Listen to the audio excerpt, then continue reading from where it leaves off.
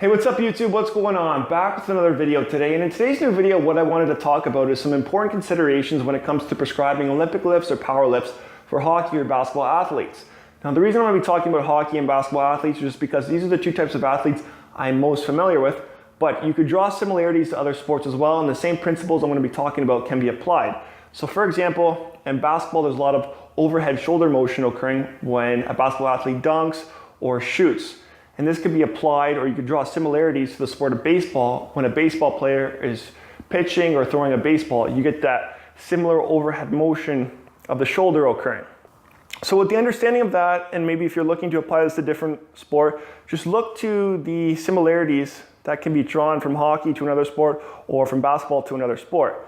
Now, I'm going to be talking about the Olympic lifts and power lifts in this video because they are two groups of lifts that are very technical and require a lot of technique and precision to perform. And because they require a lot of technique or good technique and precision to perform, this is what can make them very dangerous if an athlete does not have good technique or is maybe not qualified to even perform these lifts. And oftentimes this is how a lot of individuals or athletes end up injured or end up with a career-ending injury because they go to perform these lifts without the proper form or the proper qualifications to even perform these types of lifts. So I'll give a specific example with regards to the deadlift, which is a power lift. And if you were to prescribe this to a hockey player with poor hip mobility and you had them lifting from the floor, they may compensate by going into spinal flexion to lift that bar off the ground just because they don't have the necessary or required hip mobility to lift from the ground. And so by going into the spinal flexion plus that load, this is the exact mechanism that's going to create a disc herniation. And this could put an athlete out for a long period of time if they end up injured. So based on my experience and in general, what you tend to see with a lot of hockey athletes is that they have very poor hip mobility. And that's just from repeated skating and just being on the ice all the time and engaging in that repetitive motion with regards to their hips all the time when they're skating. And this could cause their hip flexors to become really tight and they could develop poor hip mobility.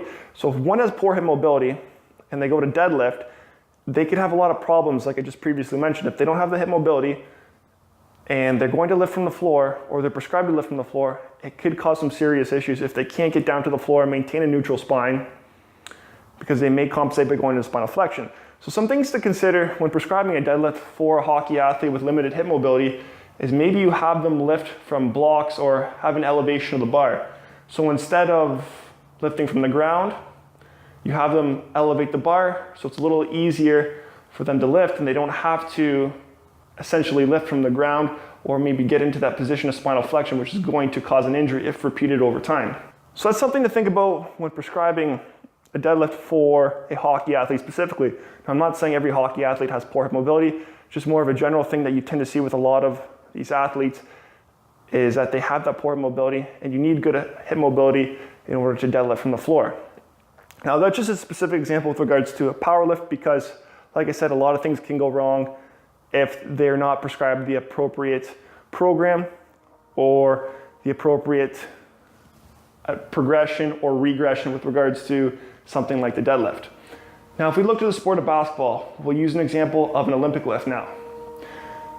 When it comes to Olympic lifts, not every basketball athlete is qualified to perform any overhead motion because what you tend to see is a lot of these individuals or basketball athletes just do not have the necessary or required core awareness, and they tend to compensate a lot when they go into shoulder flexion by going into extension or going into low back extension.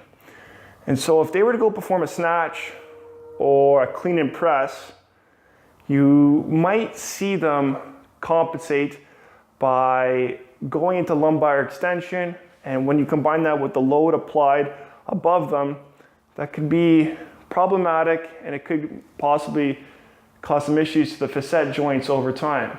And so prescribing these types of lifts, like a snatch, like a clean and press, to basketball athletes may not be the best thing. And based on my experience, this is not something that we prescribed to these athletes when I was working with the Toronto Raptors. Because number one, these athletes, just to begin, are not qualified to perform these lifts. Number two, it takes a lot of time to really coach these lifts for these athletes. And number three, they're not Olympic athletes, they're basketball athletes.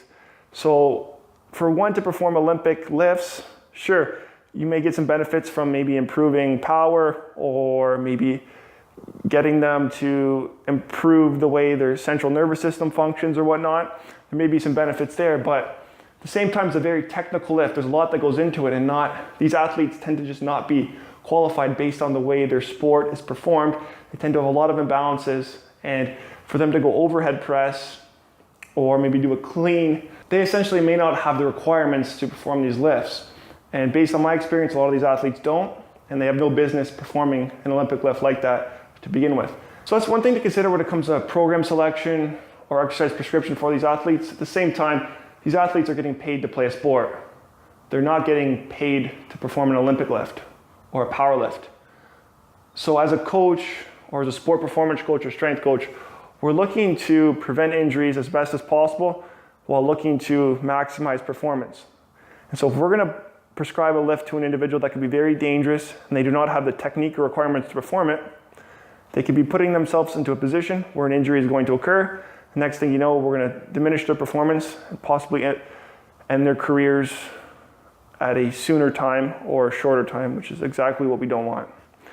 So that's just something to consider when it comes to power lifts or Olympic lifts for hockey or basketball athletes. And I just wanted to kind of talk about that because I feel like a lot of times these types of lifts are prescribed to these athletes when they shouldn't be, or they're at least overprescribed to a lot of these athletes as well when some athletes have no business performing them.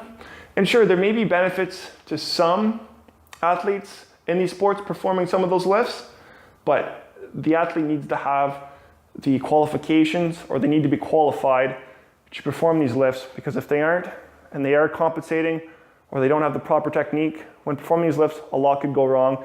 It's only a matter of time until something serious like an injury is going to develop.